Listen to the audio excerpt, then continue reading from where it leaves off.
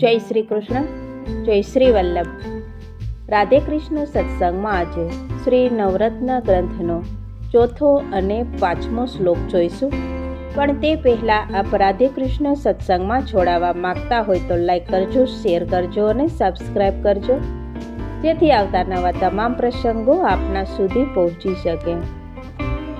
અજ્ઞાનાદથવા જ્ઞાનાત કૃતમાત્મ નિવેદનમ યેહ કૃષ્ણ સાકૃત પ્રાણો તેષાં કા પરિદેવના.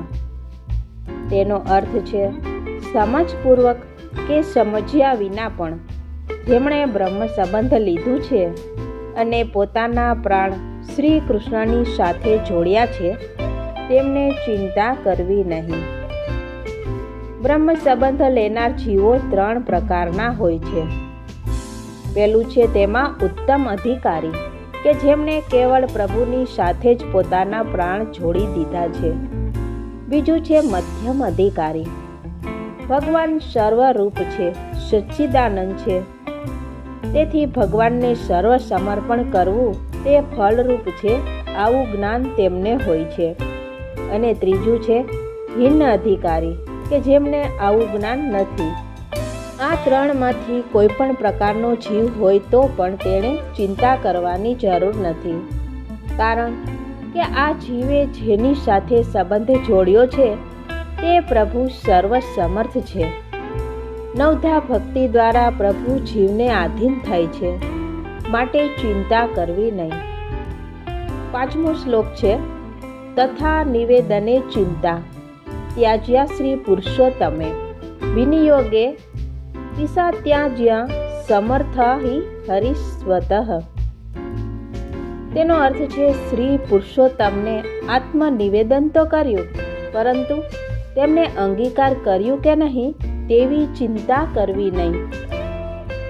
ભૂલથી પણ જો અન્ય વિનિયોગ થઈ જાય તો પણ ચિંતા કરવી નહીં, કારણ કે શ્રી હરિ પોતે સર્વ સમર્થ છે, કોઈ સાધનની અપેક્ષા રાખતા નથી, કેવળ પોતાના પ્રમેય બળથી જ ભક્તનો ઉદ્ધાર કરે છે. શ્રીમદ ભાગવતમાં રાજા અમ્બરીશ અને દુર્વાસા મુનિના આખ્યાનમાં જણાવ્યું છે કે શરણે આવેલાને પ્રભુ ત્યાગ કરતા નથી. વ્રજવાસીઓએ ઇન્દ્રયાગ ન કરતા ગોવર્ધન પૂજન કર્યું, ત્યારે ઇન્દ્રે વરસાદ મોકલ્યો, તેથી બધા વ્રજવાસીઓ પ્રભુને શરણે ગયા. ત્યારે પ્રભુએ ગોવર્ધન ધારણ કરી તેનું રક્ષણ કર્યું. અક્રૂરજી ભગવાન પાસે આવ્યા ત્યારે કહ્યું કે હું આપના ચરણારવિંદમાં શરણે આવ્યો છું, તે આપની કૃપા જ છે. ભગવત પ્રેરણા સિવાય આત્મનિવેદનની મારા માટે સંભાવના નથી. પ્રભુએ કૃપા કરી જીવની પાસે આત્મનિવેદન કરાવ્યું છે, માટે પ્રભુ તે સ્વીકારશે કે નહીં તેવી ચિંતા ભક્તે કરવી નહીં. લૌકિક ભય આવી પડે તો પણ પ્રભુનું જ શરણ સ્વીકારવું, પરંતુ જીવ સ્વભાવે દુષ્ટ છે, તેથી ભૂલે ચૂકે પણ અન્યનો વિનિયોગ થઈ જાય તો પણ ચિંતા ન કરવી, કારણ કે પ્રભુ સર્વ સમર્થ છે. તેઓ સાધનની અપેક્ષા રાખ્યા વિના પોતાના કૃપા બળથી જ ભક્તનો ઉદ્ધાર કરે છે. આ સાથે જ આપણે આજના સત્સંગને શ્રી વલ્લભના ચરણોમાં સમર્પિત કરીએ. ફરીથી મળીશું નવા સત્સંગ સાથે. જય શ્રી કૃષ્ણ, જય શ્રી વલ્લભ.